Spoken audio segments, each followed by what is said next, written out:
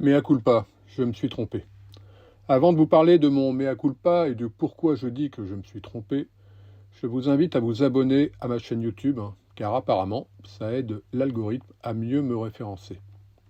À cliquer sur le pouce à la fin de la vidéo si elle vous a plu, à la partager et surtout à télécharger mon e-book. Au début de ma construction, plusieurs personnes m'avaient prévenu en me disant que je construisais une maison beaucoup trop grande, que je construisais trop bas sur le terrain. Bien sûr, je ne les ai pas écoutés, je n'ai entendu que mon ego, car moi aussi, je voulais construire un palais bulle. Ma femme et ma fille me l'avaient dit, mon ami Eric aussi, mais surtout Anne-Marie Bord, qui savait de quoi elle parlait, puisqu'avec Daniel, son mari, ils ont construit pendant plus de 10 ans un vrai petit palais bulle dans les Pyrénées. Bien avant ma construction, je me souviens qu'elle m'avait glissé à l'oreille, surtout pas trop grand, Philippe. Mais c'est entré par un côté et c'est sorti aussitôt par l'autre. C'est aussi à cette époque que j'avais entendu que la construction d'une maison bulle ne coûtait pas cher en matériaux et qu'on économisait sur la main-d'œuvre en construisant soi-même, car la technique était facile d'apprentissage. C'est toujours vrai, mais à condition de ne pas faire trop grand. Le problème est que j'avais trop vu les maisons d'Antilovague, immenses bâtisses de 800 mètres carrés et plus, en oubliant qu'Anti avait une équipe, des maçons, des ferronniers et autres ouvriers à tout faire. Il y avait aussi Joël Lunal en Ardèche, qui avait construit sa maison bulle sans eau et sans électricité au début, mais a mis plus de 20 ans à la terminer et s'est usé physiquement.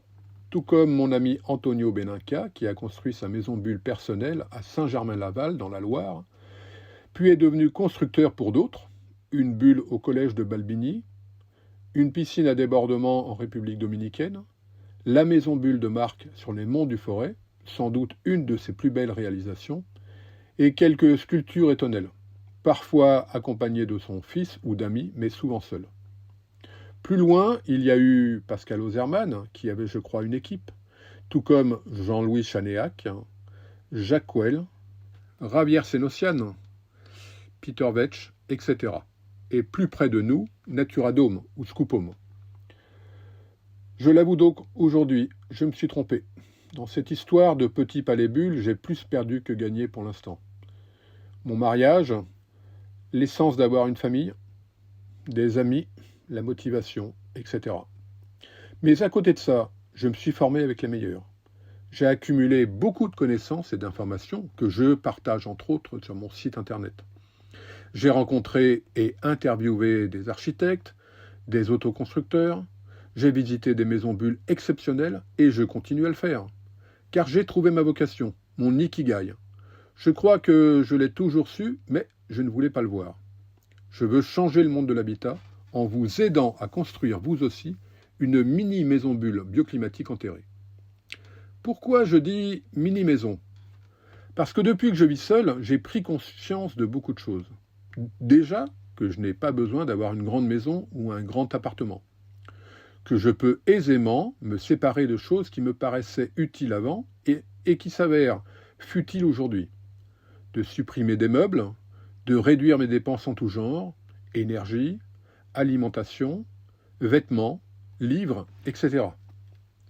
Vivre seul, c'est aussi choisir ses priorités, se concentrer sur ce qui nous fait du bien, choisir nos relations, voyager, etc. Alors aujourd'hui, je pivote et je me lance un nouveau défi, ou plutôt 3 grands défis. Le défi numéro 1, c'est terminer mon studio dans la voûte, pour pouvoir habiter et tester la vie dans 20 mètres carrés, bien que je la teste déjà dans le mobil-home. Le studio voûte, c'est 20-25 mètres carrés sous terre. Un seul espace, une seule pièce cathédrale, avec un petit chauffage au bois que mes amis Chantal et Jackie m'ont donné. Un grand puits de lumière, toujours provisoirement des toilettes sèches, une vue sur le paysage côté sud et pouvoir revendre le mobil-home. Le défi numéro 2, c'est construire un green pod, ou une green pod, parce que c'est la meilleure façon de répondre à vos questions et vous aider à faire la même chose, avec l'idée d'en faire un gîte. Et je vous expliquerai bientôt le pourquoi et le comment. Et le défi numéro 3, c'est continuer bien sûr mon petit palais bulle, mais à mon rythme et selon mes finances. sans brusquer les choses, pour en faire un gîte de luxe. Cela va me prendre un peu plus de temps que prévu et surtout un peu plus d'argent, mais c'est le projet de ma vie. Pourquoi vous devriez vous aussi construire une mini maison bulle semi-enterrée ou green pod? Tout vient d'une réflexion toute simple en fait, tellement simple. Puisque cela ne coûte pas cher en matériaux et que l'on peut construire soi-même, sans artisan, il faut construire moins grand. C'est aussi simple que cela. Et oui, en apprenant et en construisant vous-même, en restant sur une petite surface, environ 20 mètres carrés, un studio pour célibataires ou jeunes couples, vous pouvez économiser énormément, vivre dedans rapidement et même monter un vrai business de micro-logement insolite.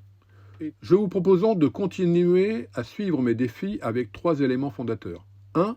Apprendre à concevoir et construire moins grand, pour vivre mieux dans moins d'espace ou selon vos propres besoins. Numéro 2. Construire semi-enterré avec une façade orientée sud, pour profiter des rayons du soleil pour chauffer la terre autour de votre maison. Et 3. Construire seul une maison à taille humaine, un studio de jardin bulle semi-enterré de 20 mètres carrés ou plus, surtout selon vos vrais besoins, mais pas 150 mètres carrés. Aujourd'hui, je vous propose donc de m'accompagner sur ces défis, sur ces projets. Attention, je ne délaisse pas mon palais bulle. Je le mets de côté provisoirement. Je me concentre sur mon studio et sur le concept GreenPod pour mieux vous aider.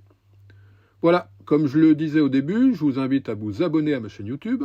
Ça aidera l'algorithme de YouTube à mieux référencer mes vidéos, à cliquer sur le pouce en l'air, à partager cette vidéo et surtout à télécharger mon e-book. Bonjour chez vous.